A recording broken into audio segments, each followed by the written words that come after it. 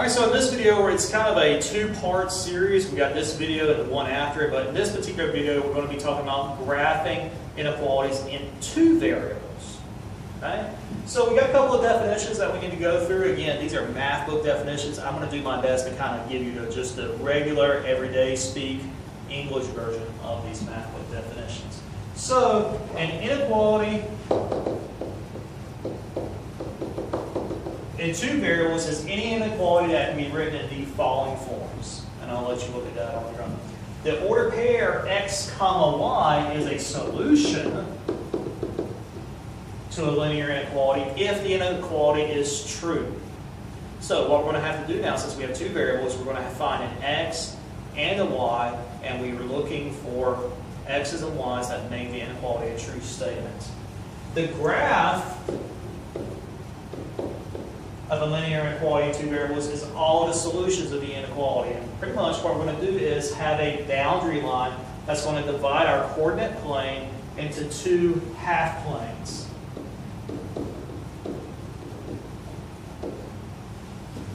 One of those half planes is going to be shaded, and that's where essentially graphically where our solutions are going to live. And the other half plane is going to be unshaded, and that's where all the values that do not work are going to live.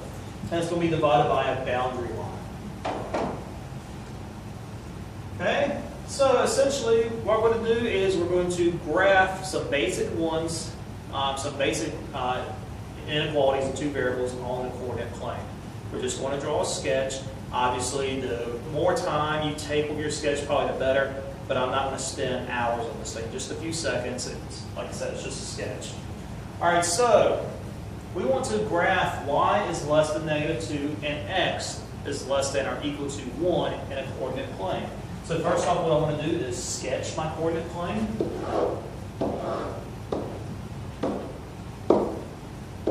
Remember, my left and right axis is called the x-axis. My up and down axis is called the y-axis. Okay, and I want to put a few tick marks to kind of give me some measurements here. So 1, 2, 3, 4, 5, 6. 1, 2, 3, 4, 5, 6. 1, 2, 3, 4, 5, 6. 1, 2, 3, 4, 5, 6. Again, just a sketch. All right, so the first inequality, y less than -2. To graph these inequalities, what we need to do is first graph our boundary line. Well, if you have a y in your inequality, it's pretty easy. Get y by itself, and you can go to actually use your calculator and graph that line and go to your table and find some points and plug in. Okay? Or a simple boundary, or you can pick some points and plug in. For instance, my boundary line is at -2. Y is less than -2. So -2, I'm looking on the y-axis, -2 is here. Now, what I need to do is figure out what type of boundary line do I need. Do I need a solid boundary line or a dotted boundary line? Essentially, it's going to be solid if you see a line under it. If you don't see a line underneath the inequality symbol, then it's a dotted boundary line. Well, I don't see a line underneath that inequality symbol, so I need a dotted boundary line. And essentially what I'm looking for is everywhere, my boundary line needs to go everywhere where y is -2. So that's just a horizontal line, like this. So y less than -2. Now I need to shade. Notice my coordinate plane is divided into two half planes, above this dotted line and below this dotted line. I need to figure out which half plane needs to be shaded. By doing that, I need to figure out where do my solutions live. What I like to do at this point is take a test point. Typically, I use the point 0, 0. The first number is always your x, the second number is always your y. What I'm going to do now is take that test point and plug into my inequality. If it makes it a true statement, then that's the side of the line that I need to shade on. If it doesn't make it a true statement, then I need to shade on the opposite side of the line. So let's try this. I'm going to use 0, 0. So there's no x here, so I don't need to worry about that, but I do need to worry about y equals 0. So 0 less than -2. That's not true at all. That's a false statement. So that means everything, since 0, 0 is above the line, everything else above the line also is going to make it a false statement. So that implies that all my true statements for this first inequality are going to be below the boundary line. So what I want to do now is shade below this boundary line. Just shade all of this. Just kind of represent, just to kind of represent this is where my solutions live. Okay? Pretty easy. Now we're going to do the other inequality. I'm saying x is less than or equal to 1. First off, I'm on the x-axis because that's what it says. I'm looking to positive 1, which is right here. Or sorry, positive 1 is right here based on where I drew my sketch. And I see a line underneath my inequality symbol, so that means I need a solid boundary line this time. Okay, so just a sketch. All right, and now, again, I need to pick a test point. Well, 0, 0 does not live on my line. As long as your test point does not live on your line, you can use it. 0, 0 does not live on my line, so it's okay to use it for this particular inequality. I know that x at this test point has to be 0. If it works, I'm going to shade the left side of the line. If it doesn't work, I'm going to shade the right side of the line. Okay? So at x equals 0, I'm just doing some scratch work. So I have 0 less than or equal to 1. That is a true statement. That is a true statement over here. So here's 0, 0. So I need to shade the left side of the boundary line. So again, I'm just shading to kind of represent this side of the coordinate plane is where all solutions are going to satisfy that inequality. Over here, where it's not shaded, those answers will not satisfy my red inequality. Okay. Now, that was pretty easy. We're going to move on, do another example, and we want to graph this inequality. So what we have here is called a piecewise function.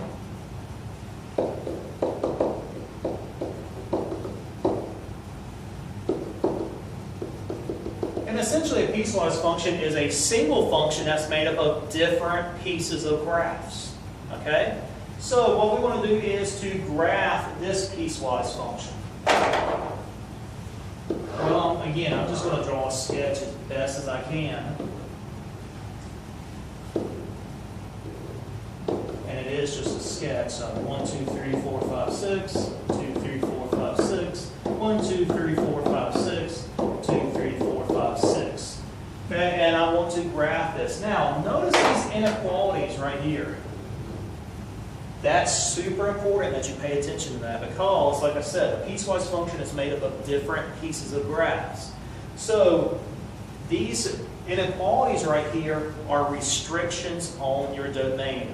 Again, our domain is typically our x value. So, for instance, when x is less than 1, I'm going to use this top branch. When x is bigger than or equal to 1, I want to use this bottom branch. Okay, so keep that in mind. Might seem a little confusing, but once you see it done, you're going to be like, man, that's easy. So let's go through it. I want to use my calculator to help out. What I'm first going to do is just graph the top branch. So it's 1/2 x plus 3/2. Again, if you have a fraction, it's always the best practice when you're using your calculator, put that fraction inside parentheses. Also, the same thing with negative numbers. So I'm going to graph it. So that's what the top branch looks like.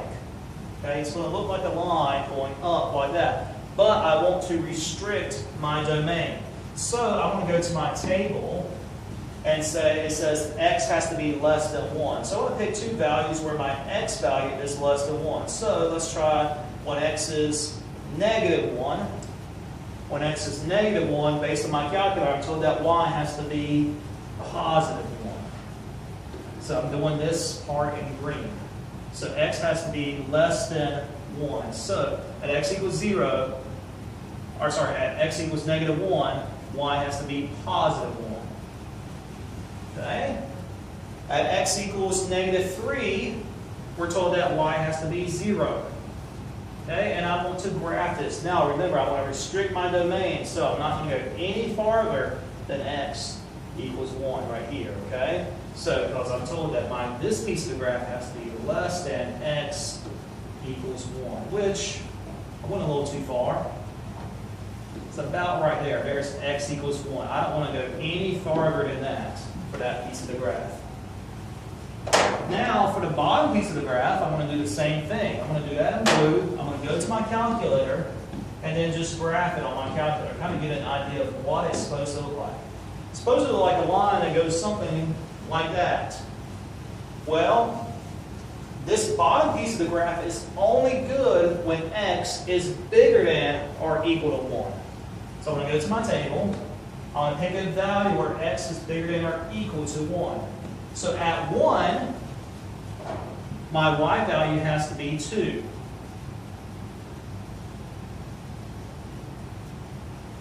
Okay?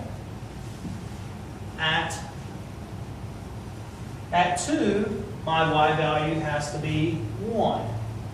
Okay, so now I'm ready to graph. And it looks something like that.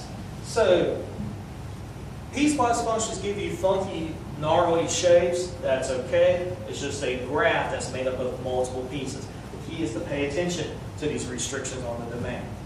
In the next video, we're going to graph some more inequalities of two variables on the coordinate plane. We're going to shade some more. They're going to be a little bit more challenging. Okay, so get ready.